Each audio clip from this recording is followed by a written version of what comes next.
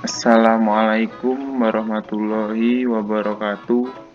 Perkenalkan, nama saya Muhammad Faisal Farid, NPM 204300030, kelas B S1 Ilmu Komputer, Universitas Muhammadiyah Metro. Di sini saya akan menjelaskan pengertian tentang memori dan CPU. Untuk penjelasannya, simak lebih lanjut. Untuk yang pertama, pendahuluan. Di dalam pendahuluan terdapat latar belakang. Seiring dengan perkembangan zaman, tentu juga dengan perkembangan teknologi yang semakin pesat, komputer memiliki memori yang digunakan sebagai media penyimpanan. Tentu sebagian besar orang tidak begitu memahami tentang memori tersebut. Ada begitu banyak macam-macam dari memori komputer yang digunakan sebagai media penyimpanan. Ada internal dan eksternal. Di dalam memori internal juga terbagi menjadi berbagai macam, begitu juga dengan memori eksternal. Selain itu juga memiliki otak yang disebut dengan Central Processing Unit atau sering disebut CPU.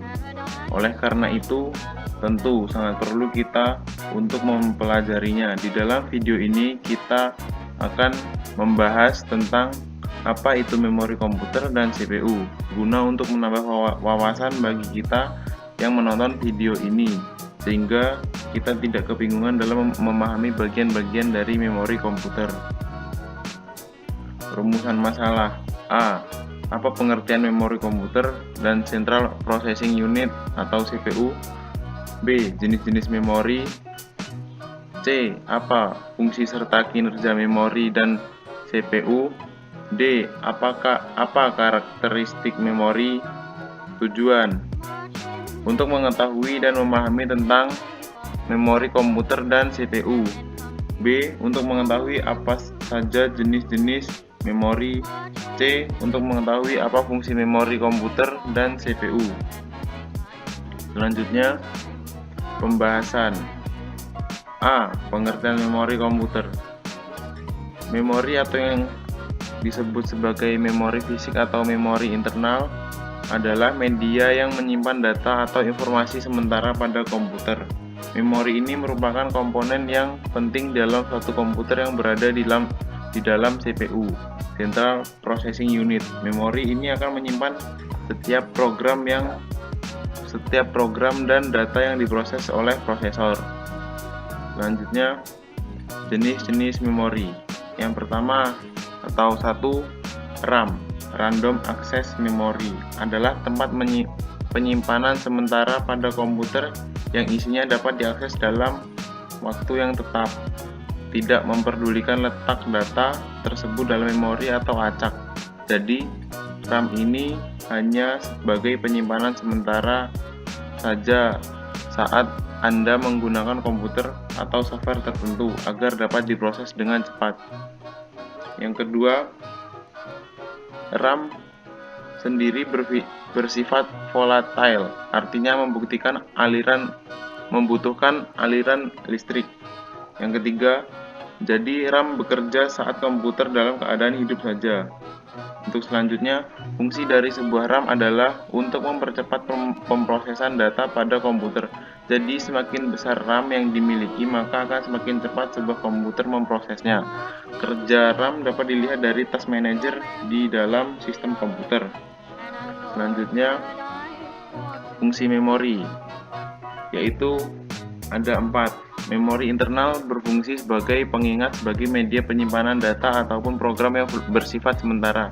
Dengan kata lain, jika komputer mati, maka data pun akan hilang. Dalam penggunaannya, memori internal diakses langsung oleh prosesor, menyimpan data dari peranti masukan sampai data dikirimkan ke ALU, Arithmetic and Logic Unit, untuk diproses lebih lanjut. Selanjutnya, menyimpan data hasil pemrosesan ALU, Arithmetic and Logic Unit, sebelum dikirim ke peranti keluar. Selanjutnya, menampung instruksi ataupun program dari peranti masukan ataupun dari peranti pengingat sekunder. Berikutnya ada ROM. ROM adalah singkatan dari Read Only Memory, yaitu suatu perangkat keras pada komputer atau PC yang berupa chip memori semikonduktor yang isinya hanya bisa dibaca saja. ROM mempunyai sifat permanen, yang artinya program atau data yang disimpan dalam ROM tidak mudah hilang ataupun berubah-ubah walaupun aliran listrik sudah dimatikan. 3. Ada cache memori. Cache adalah memori berukuran kecil yang sifatnya temporary atau sementara. Walaupun ukurannya filenya sangat kecil, namun kecepatannya sangat tinggi. Cache memori berkecepatan tinggi yang menjembatani aliran data antara prosesor dengan memori utama atau RAM yang biasanya memiliki kecepatan lebih rendah. Berikutnya, karakteristik memori. 1. Lokasi memori. 2. Memori lokal atau sering disebut dengan register built-in berada dalam CPU, diperlukan untuk semua kategori CPU. Kemudian, memori internal atau sering disebut dengan memori primer atau memori utama berada di luar CPU, bersifat internal pada sistem komputer, diperlukan oleh CPU dan proses eksekusi atau operasi program sehingga dapat diakses secara langsung oleh CPU tanpa melalui perantara. Selanjutnya, memori eksternal atau sering disebut dengan memori sekunder, bersifat eksternal dalam berada di luar CPU.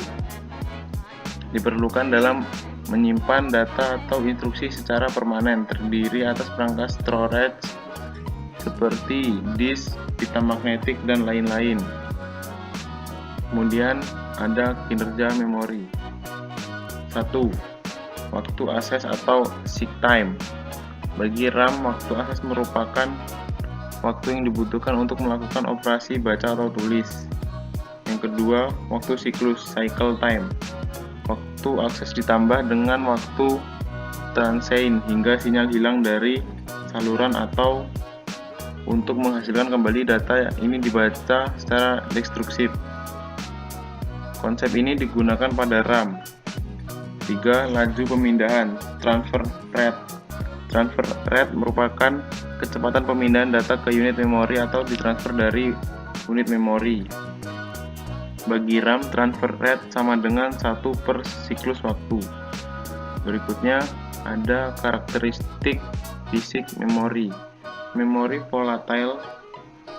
Memori volatile adalah memori yang datanya dapat ditulis atau dihapus, dan data akan hilang ketika tidak mendapat power atau daya. Contoh dari memori volatile adalah RAM atau random access memory. Yang kedua, memori non-volatile. Memori non-volatile adalah memori yang datanya dapat ditulis dan dihapus, akan tetapi datanya tidak hilang ketika tidak mendapat daya. Memori jenis ini banyak digunakan untuk menyimpan data dalam jangka waktu yang lama.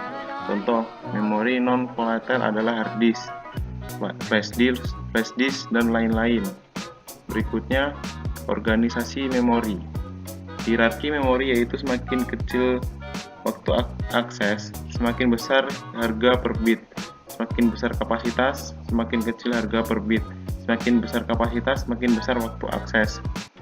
Untuk kinerja yang optimal, diperlukan kombinasi teknologi komponen memori. B.